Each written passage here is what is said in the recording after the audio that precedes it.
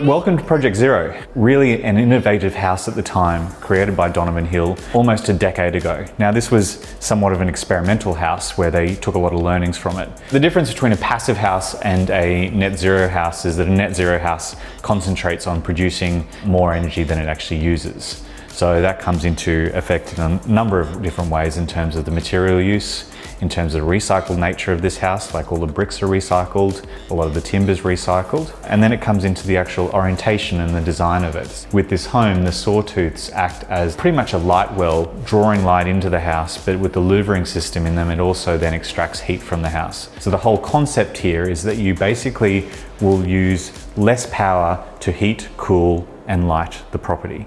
With a passive house, the difference being is that they're more something that you'd probably find in cooler climates where they want to really insulate a property and close it up and stop any air escaping, which is not the case in these types of homes.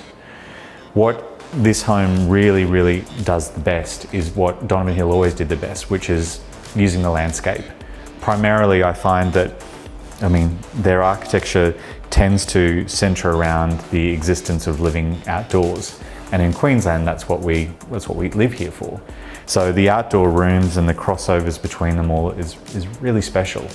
And in terms of the screen that forms a perimeter around the centre courtyard, it acts on a number of different purposes. It encourages this vine to grow all over it, so therefore sort of returning the house back to the earth in want of a better term.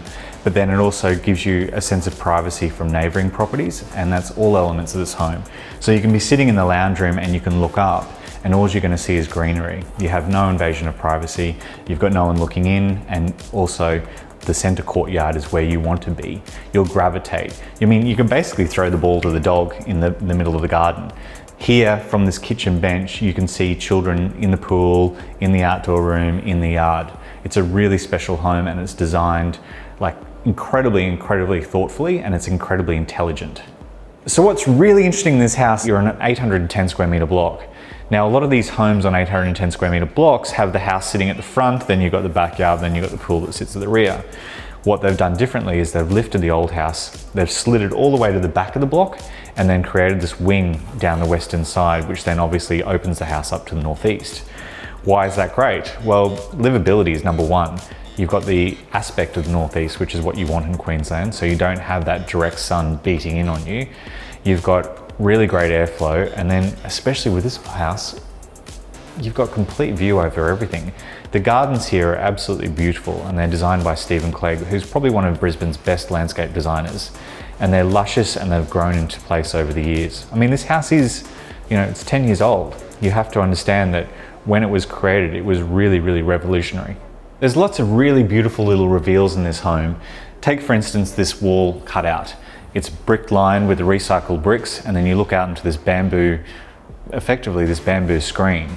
So this whole house has a whole level of privacy in it that is just really uncompromised.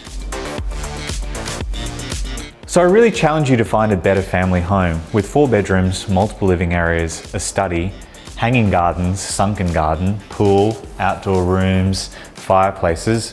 This is the ultimate Queenslander. This is how we're supposed to live.